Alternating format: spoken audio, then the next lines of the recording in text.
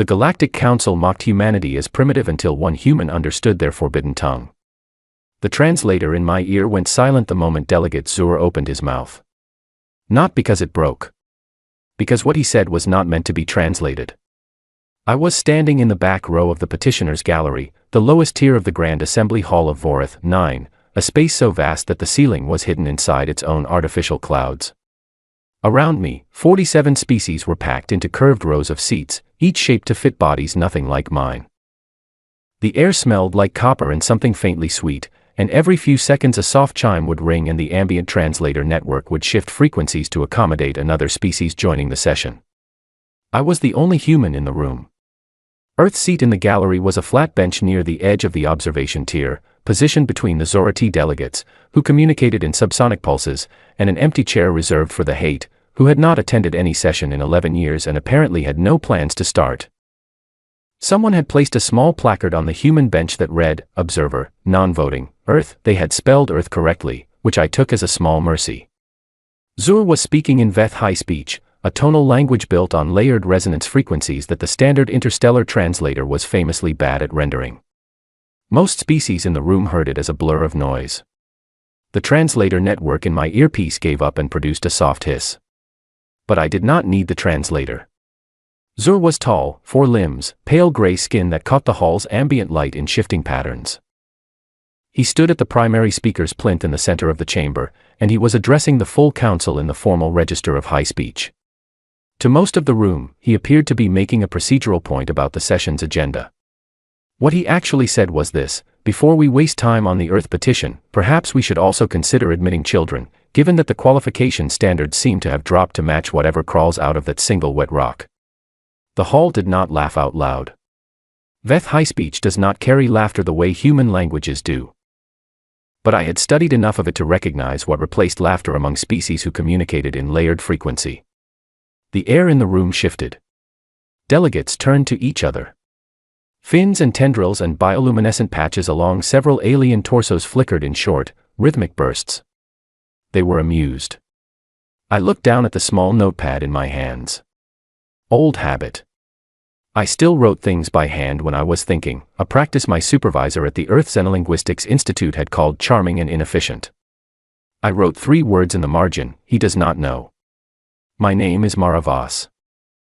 I am 38 years old, born in a small city in northern England, and I have spent most of my adult life studying languages that humans were never supposed to speak. My mother was deaf, and she raised me to understand that communication was not about sound. It was about attention. It was about watching. It was about sitting in a room where everyone assumed you were not following along, and following along anyway. I had been appointed to the Vorith 9 session by the Earth Diplomatic Bureau 6 weeks earlier. The appointment letter described my role as observer and cultural liaison, which was a polite way of saying I was there to watch, take notes, and not cause problems. The Bureau had been very clear about that last part. Earth's application for full Galactic Council membership had been in review for 4 years. The process was delicate. Our position in the petitioner's gallery was a gesture of goodwill from the Council, not an invitation to participate. The hall around me hummed with alien sound. The session moved on. A Sorith delegate presented a trade route dispute. 3 HFY representatives filed a counter-petition about mineral rights. The great bureaucratic machinery of the Galactic Council turned slowly, as it always had, and Earth's petition sat at item 41 on the agenda, well below even a routine scheduling discussion about maintenance windows for the station's atmospheric processors. I watched Zur the entire time. He was senior delegate of the Veth hegemony, one of the 6 founding species of the Galactic Council. The founding species held permanent seats at the primary tier and carried weighted votes on all major decisions. Their opinions shaped outcomes before the lesser member votes were even counted. If Zur wanted Earth's petition to fail, it would fail. That was simply the arithmetic of the Council's structure. What I had not understood, until this session, was how personal his contempt was. He made 3 more asides in high speech during the session. I caught all of them. One was about the translation quality of Earth's formal petition documents, which he described as grammatically sincere but philosophically empty, like instructions for operating a tool written by the tool. The second was a brief exchange with his aide about the ambient temperature in the gallery, which he compared unfavorably to conditions on Earth. The third was a single sentence directed at no one in particular, spoken during a pause in the Soreth trade dispute proceedings. "They will still be waiting," he said, in high speech, "when their sun runs cold." The aide beside him flickered in amusement. The Soreth delegate 2 seats over made a subtle gesture that I recognized as an agreement signal. They had heard him. They understood him. And none of them looked toward the human bench, because it had not occurred to any of them that there was any reason to. The session ended. The council would reconvene in 3 days for the next round of scheduled proceedings. Earth's petition was still at item 41. No one had moved it up. No one had moved it at all. I filed out of the gallery with the rest of the observer tier attendees, a quiet procession of junior diplomatic staff and cultural attaches from a dozen smaller member species. A HFY delegate beside me offered a polite greeting in standard interstellar, and I returned it. Outside in the corridor, the air was cooler and the ambient hum of the translator network faded to a background murmur. I found a bench near a wide observation window and sat down. Below, through the station's outer viewport, the gas giant that Voreth 9 orbited hung in permanent silence, its storms turning in slow ancient patterns that had nothing to do with galactic councils or petitioners' galleries or species that thought themselves above mockery. I opened my notepad to a fresh page. I had 3 days. I thought about Sorek, the Veth archivist who had spent 14 months teaching me in a rented room above a translation archive on Tau Station. I thought about her voice, which was low and precise and never wasted a syllable. I thought about what she had said to me on the last day of our lessons, when I had finally produced a correct sequence in Veth, the oldest language any species in the galaxy had ever recorded. She had looked at me for a long time, in the way she always did when she was deciding whether to speak. Then she said, "They will not expect it. That is the only advantage I can give you." I looked out at the gas giant's storms. I had not come to Voreth 9 to watch. I wrote 4 words on the fresh page of my notepad, circled them once, and closed the cover. 3 days was enough time to prepare. The archive on Tau Station had smelled like old data coils and recycled air, and the room Sorek rented above it was barely large enough to hold a desk, 2 chairs, and the specific kind of quiet that only exists in places where people go to be forgotten. I had found Sorek through a chain of contacts so long and so indirect that I could not have retraced it without a map. A professor at the institute had mentioned a name to a colleague. The colleague had passed it to a xenolinguistics forum operating out of a relay station near the outer transit lanes. Someone on the forum had responded with a data packet containing nothing but coordinates and a time. I had flown to Tau Station alone, told the bureau I was attending a research conference, and climbed 3 flights of metal stairs to knock on a door that had no nameplate. Sorek opened it. She was old, by Veth standards, which meant her skin had faded from pale gray to something closer to white, and the resonance patterns along her forearms moved slowly, the way deep water moves. She looked at me for a long moment with 4 eyes that did not blink in any sequence I could predict. "You are the human," she said, in standard interstellar, without surprise. "I am," I said. "You found me through the forum." "Yes." "Then you are already better at listening than most of your species," she said, and stepped aside to let me in. That was how it began. Sorek had been a senior archivist for the Veth hegemony for 60 years before she retired and disappeared from official records. She had spent those 60 years cataloging the oldest linguistic records in the hegemony's collection, most of which had never been digitized or shared outside the founding species archives. She had read things that most living beings did not know existed. She had read Veth in its original forms, not the fragmented and partially reconstructed version that occasionally surfaced in academic discussions, but the complete phonological and grammatical record as preserved by the Veth for 4 centuries. She did not tell me right away why she was willing to teach it to a human. That came later. In the first weeks, she taught me the foundation layers of high speech, the formal register that the Veth used for diplomatic and ceremonial communication. My standard training had given me the surface structure but none of the resonance logic underneath it. High speech was not a linear language. It was built in layers, like music written for multiple instruments playing simultaneously. The meaning of a phrase depended not just on its component sounds but on the frequencies produced when those sounds were stacked. To understand it fully, you had to hear it as a whole, the way you hear a chord and recognize it as a chord rather than a sequence of individual notes. My mother had taught me to read music before I could read words.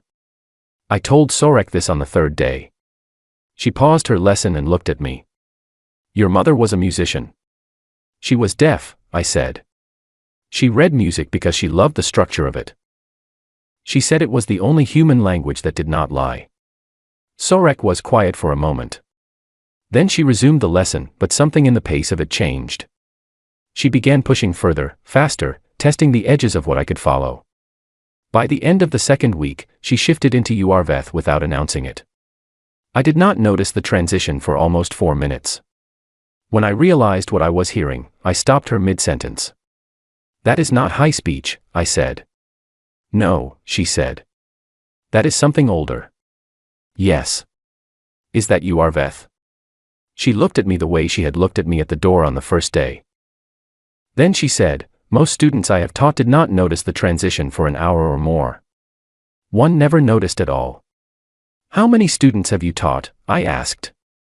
You are the 4th, she said. The first 3 were Veth.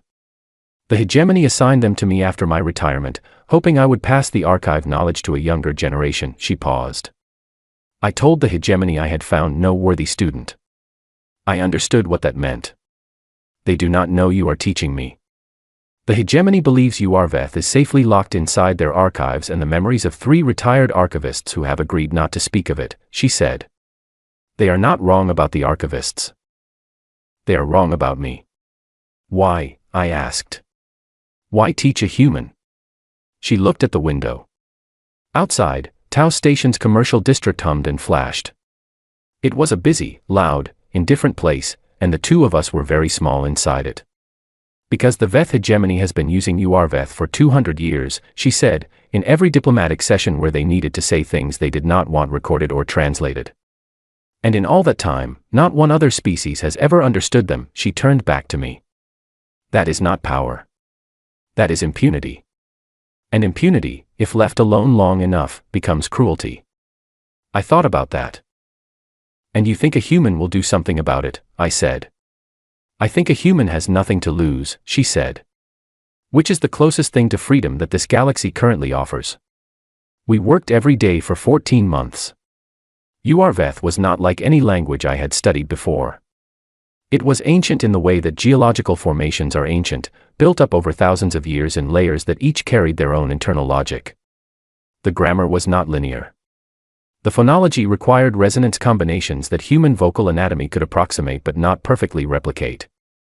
Sorek spent 6 weeks on vocal exercises alone before she allowed me to attempt a full sentence.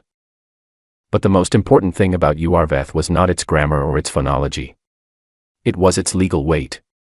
By the Compact of the Founding Six, a declaration made in Urveth before a full Galactic Council session was considered binding and irrefutable.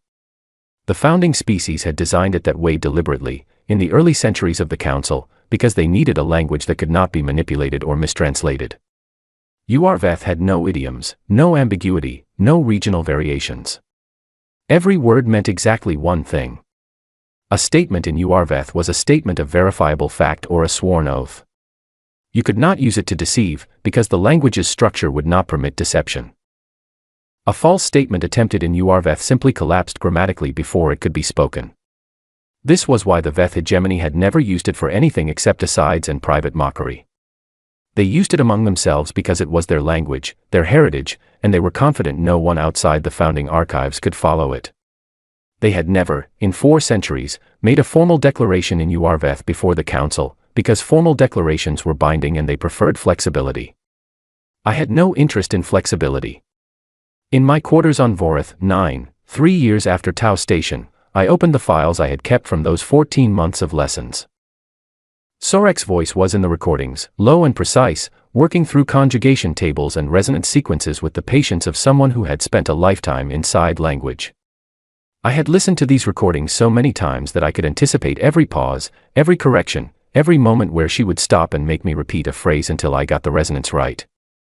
I also opened a second set of files. These were recordings I had made myself, covertly, during the informal council sessions I had attended in my first 2 weeks on Vorith 9. Every session that Zur had been present for. Every side conversation he had conducted in Urveth, assuming the room was full of people who could not follow him. I had followed every word. I went through the recordings now, carefully, and I made notes in my own hand. Zur had been busy. Across 9 informal sessions, he had conducted what amounted to a complete political campaign against Earth's membership, entirely in a language he believed was invisible to everyone in the room. He had spoken with the Sorith delegate about resource projections. He had spoken with 2 HFY representatives about extraction contracts. He had referenced specific coordinates in Earth's solar system where mineral deposits had been surveyed by a Veth commercial vessel 8 years ago, before Earth had any diplomatic standing to object. He had discussed timelines. He had discussed numbers. I wrote the numbers down. I wrote all of it down. Then I spent the rest of the night practicing. Veth was not a language you could speak casually. Each session of practice left my throat dry and my jaw aching in unfamiliar ways, because the resonance sequences required muscle movements that English had never asked of me. Sorek had said that her Veth students complained about this too, early in their training, before the patterns became automatic. By the 3rd hour of the night, the patterns were automatic. I set down my notepad, looked at the ceiling of my quarters, and thought about what I was about to do. The Bureau did not know. Earth Command did not know. I had told my supervisor 3 days ago that I had a plan, and he had told me to pursue diplomatic channels, and I had said I would consider it, which was true in the narrow sense that I had considered it and decided against it. There was no diplomatic channel for this.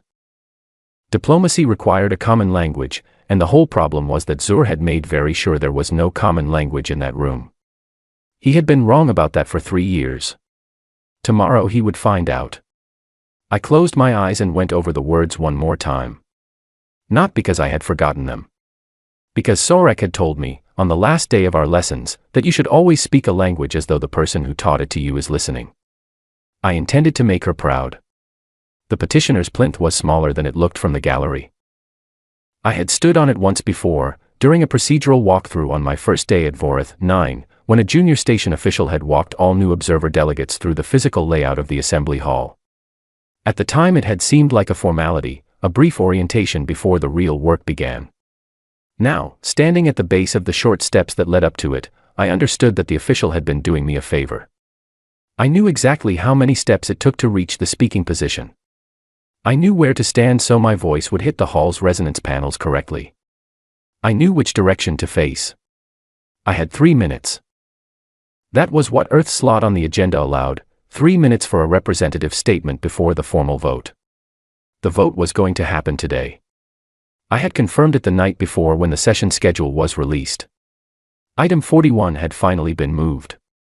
Earth's petition for full membership would be put to a weighted council vote at the end of the current session, and the outcome, based on every informal signal the Bureau had gathered over the past 4 years, was not going to go our way. The session had been running for 2 hours by the time Earth's item was called. I had sat in the gallery through a Sorith trade arbitration, a joint statement from 3 HFY worlds about navigation corridor rights, and a lengthy procedural debate about the formatting requirements for new membership applications, which had struck me as a pointed message given that Earth's application was the one being voted on today. When my name was called, I stood, smoothed my jacket, and walked down to the floor level.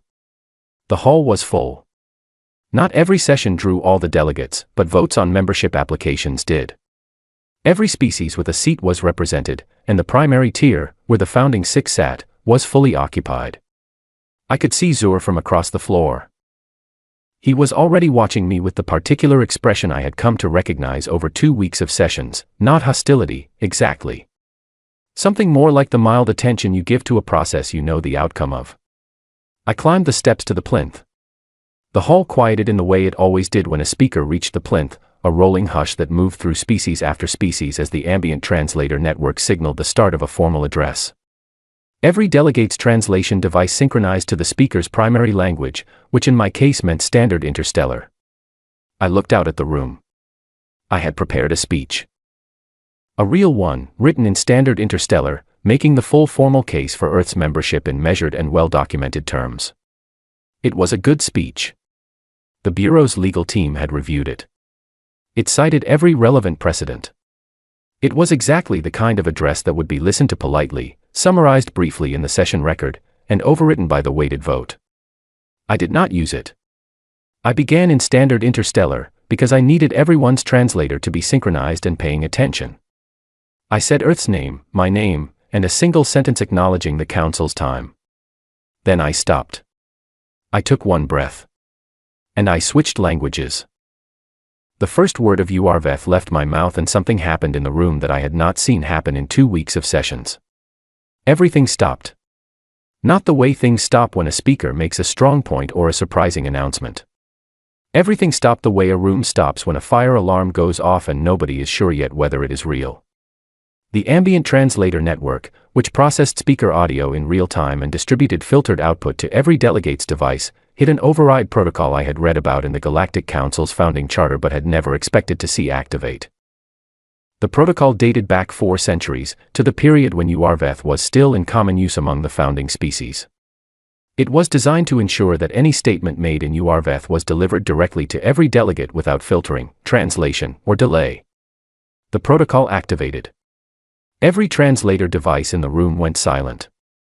Every species in the room began hearing me without any interface between us. I watched it happen. Species that had been half attending to secondary tasks on their personal consoles looked up. Delegates who had been in quiet conversation with their aides went still. The bioluminescent patterns on several species' bodies shifted in ways that I recognized, from 3 years of study, as the physical equivalent of a sharp intake of breath. At the primary tier, Zur had straightened in his seat. I kept speaking. URVeth did not permit speeches. This was the thing people who had never studied it could not understand. It was not a language you could use to persuade or inspire or appeal to emotion. Every sentence was a statement of verifiable fact or a binding oath, and the grammar would not support anything else. I could not say, Earth deserves membership, in URVeth because deserving was a judgment and URVeth did not carry judgments. I could only say what was true. So I said what was true.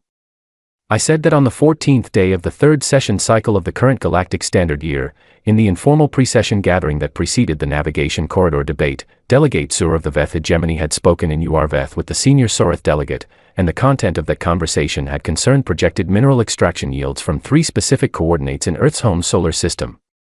I said the coordinates. I said the yields, in the units Zur had used.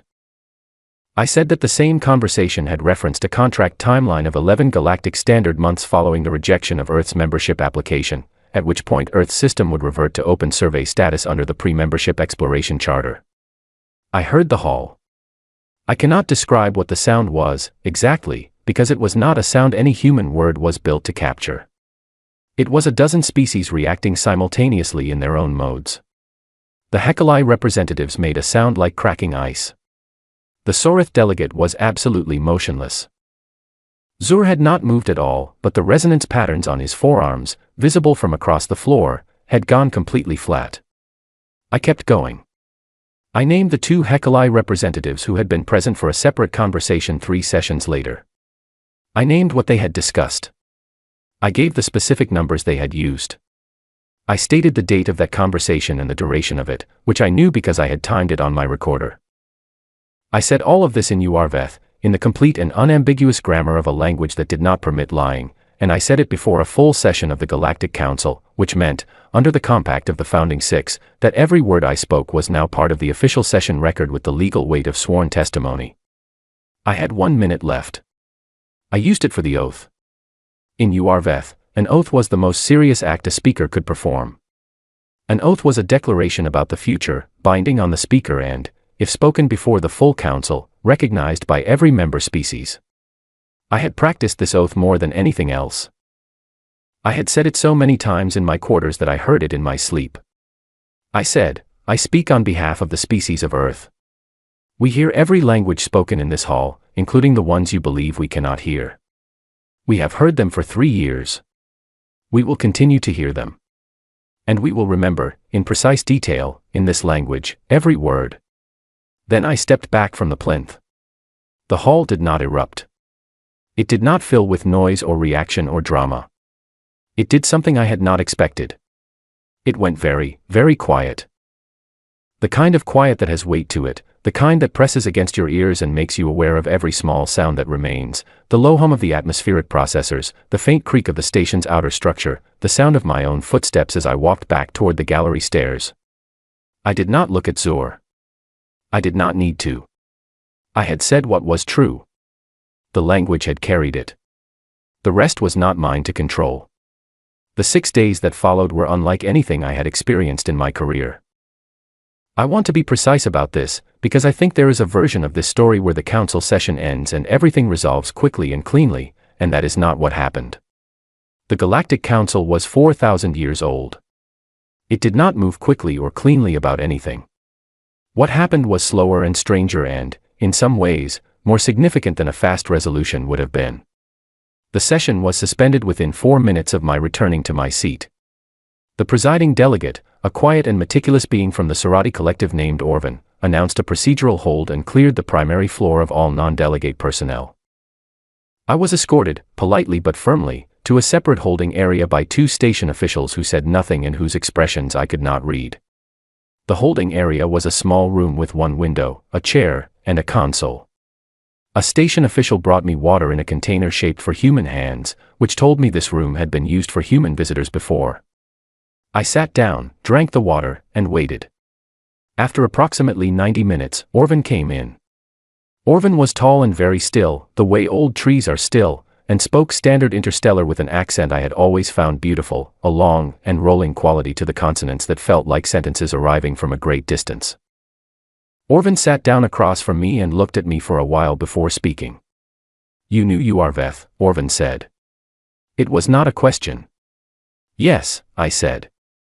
"For how long?" 3 years of formal instruction, I said.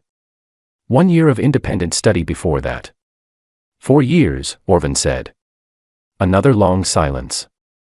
The Sorority Collective was under the impression that URVeth was known only within the Veth Hegemony's archive and among a small number of retired specialists.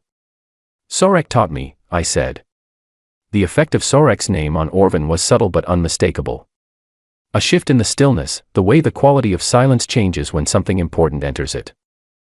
Orvin looked at me with an expression I could not fully categorize. "Sorek," Orvin said. "Yes." Sorek told the hegemony she had found no worthy student. "She told me the same thing," I said.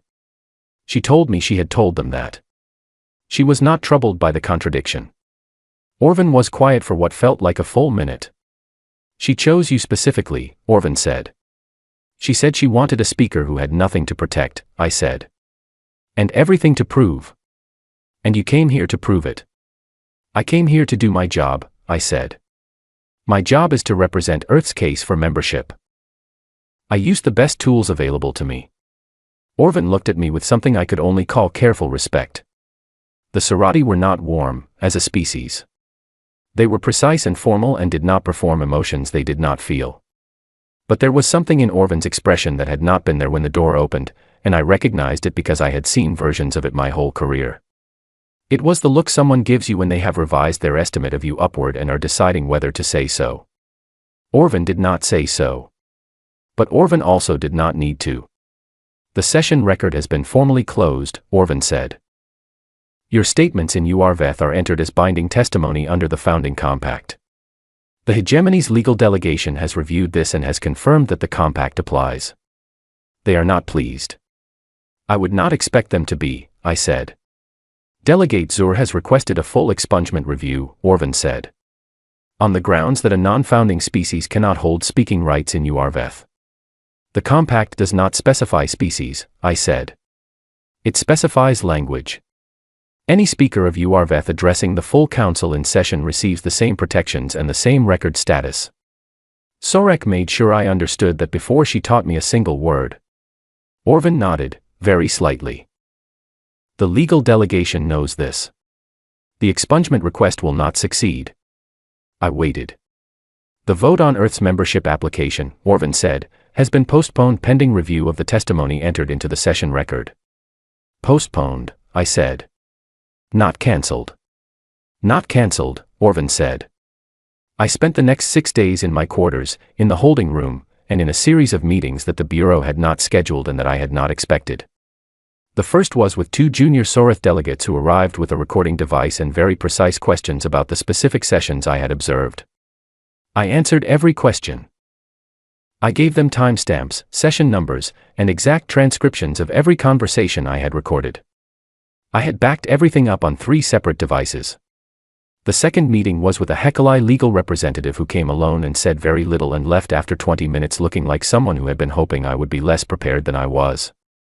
The third meeting was the one I had not anticipated. It was on the fourth day. I was alone in my quarters, reviewing session records, when there was a knock at the door. Not a chime, not an automated visitor notification. A knock. Human in style, 3 clean raps on the door panel. I opened it. The being on the other side was old. Very old, by any species standards. The Serati elders' markings were deep and layered, and the slow, deliberate way they moved said that every motion was chosen rather than automatic. They were accompanied by no aid, carried no device. I had never seen this individual before, but I knew who they were. Everyone in galactic diplomatic circles knew the markings of Soratha's first archivist, the oldest living member of a founding species still active in any official capacity. The elder looked at me for a very long time. Then, in Uarveth, they asked me how a human had come to carry Sorek's teaching. The question in Uarveth required a factual answer. There was no room for summary or deflection. I told the truth, precisely. Sorek had contacted me through an intermediary network, taught me for 14 months on Tau Station, and told me to come to Vorith 9. The elder listened to all of it without interrupting. When I finished, the elder was quiet for a long time. Then they said, in Uarveth, Sorek told us she had found no worthy student. I know, I said. She told me that too. She lied to us, the elder said. Yes, I said. Another long silence. Beautifully, the elder said. And then they were gone. I stood in the doorway for a while after that, looking at the empty corridor. Then I went back inside, sat down at my desk, and let myself feel, for the first time since the session, something that was not focus or preparation or careful attention. Something that was simply the weight of what Sorek had trusted me to do, and what it had cost her to trust it. She had spent 60 years inside the hegemony's archives. She had read every word of Uarveth ever preserved. She had watched, for all of that time, what it meant for a language to be used as a private tool by people who were sure no one else could hear them. She had retired and disappeared from official records and traveled to Tau Station, and she had opened her door to a human she had never met, and she had taught me everything. I thought about what she had said to me the day I produced my first correct Uarveth sequence. She had looked at me with those 4 unpredictable eyes and said, "Your kind still believes words mean something." I had not known, at the time, whether that was a compliment or an observation. Now I thought it was both. On the 6th day, Orvin sent a message informing me that the formal vote on Earth's membership had been rescheduled for the following session. 2 of the 5 delegates who had previously signaled opposition had withdrawn their objections without public comment. The Soreth Collective, which had abstained from the pre-vote polling, had formally moved to the support column. The mathematics had shifted. I sent a message to the Bureau. It said, "I will need a larger office." The vote passed. Not by a wide margin. 4 delegates abstained, which in council terms was a statement of its own. But it passed. Earth was admitted to the Galactic Council as a full member with sovereign standing, protected resource rights, and a permanent seat at the secondary tier, 1 level below the founding 6. The formal registration ceremony was brief and precise, the way all Galactic Council ceremonies were. I stood at the registration plinth, gave my name and Earth's name and the date, and made the formal acceptance statement. I made it in 3 languages. I began in Standard Interstellar, because that was protocol. I continued in Veth High Speech, because that was a signal. And I ended in 3 words of Uarveth that meant, as closely as the language could carry it, "We are here now." The hall did not react the way it had during the session. There was no catastrophic stillness, no species-wide recalibration.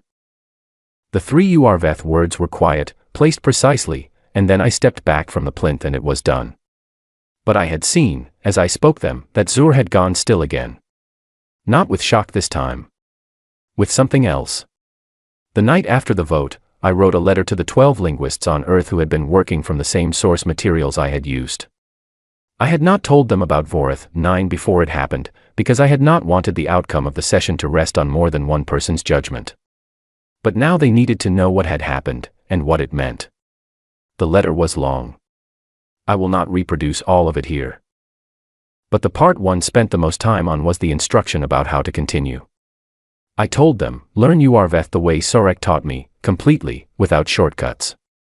Learn VETH high speech before you touch UR-VETH, because you need to understand the full architecture before you enter the deepest room. Practice every day, even when it is uncomfortable, even when the resonant sequences feel wrong in your mouth. And above all, listen. Listen in every session, every meeting, every corridor conversation where someone uses a language they believe you cannot follow. I told them what Sorek had told me, that the only advantage I could give you was that they would not expect it. I told them to protect that advantage carefully, and to spend it wisely. The morning after the registration ceremony, I was walking toward the newly established Earth Diplomatic Office, a room that had been cleared and assigned by the station administration with a small placard that now read, Earth, full member, instead of observer, non-voting, when I heard footsteps behind me in the corridor. I turned. It was Zur. He was alone. No aide, no colleague, no protocol escort. He walked at his usual pace, deliberate and unhurried, and stopped a few steps from where I stood. We looked at each other. Zur had the bearing of someone who had spent a long time being the most significant person in any room. It was not arrogance, exactly. It was the particular quality of someone who had rarely had a reason to recalibrate their position. In all the sessions I had observed over the past weeks, I had watched him speak and move and conduct himself as a delegate of a founding species, and he had done all of it with the ease of someone who had never had to think about whether his place in the room was secure. He was thinking about it now. I waited. He did not speak. I had not expected him to speak. There was nothing, in standard interstellar or VETH high speech or any other language we shared, that either of us needed to say. The session record had said it all, in the one language that did not lie. But then he did something I had not anticipated. He raised his right forearm slightly and made a gesture with two of his outer limbs, a specific, controlled movement that I recognized from my 14 months of study with Sorek. It was the VETH acknowledgement given between equals. Not between a founding species and a non-member. Not between a senior delegate and a junior observer. Between equals. He held it for 3 seconds. Then he lowered his arm, turned, and walked away down the corridor without looking back. I stood where I was for a long moment. Then I walked in the other direction, toward the Earth Diplomatic Office, toward the work that was waiting for me, toward everything that came next. I thought about Sorek all the way down the corridor. I thought about her room above the Tau Station archive, and the desk with the 2 chairs, and the way she had looked at me the first time I produced a correct UR-VETH sequence. I thought about 14 months of lessons and 14 months of listening, and the patience that had been required, and the kind of trust that was required to hand a language to someone and believe they would use it right.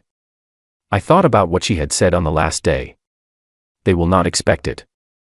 That is the only advantage I can give you. She had been wrong about one thing. It was not the only advantage. The other advantage was this: after Vorith, 11 other member species made quiet inquiries through unofficial channels about Earth's linguistic research programs. Not about our technology or our resource output or the strategic value of our system's coordinates. About our research programs. About how humans had come to study languages that were not theirs. About what we were doing with what we found.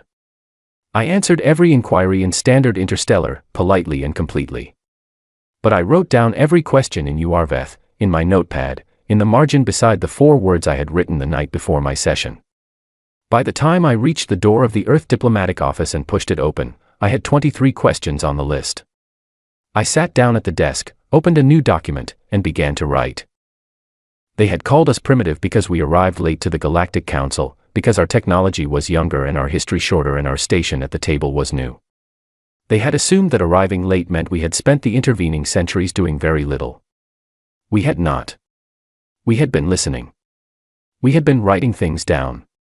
We had been learning every language that anyone had ever told us we were too simple to speak. And we were only getting started.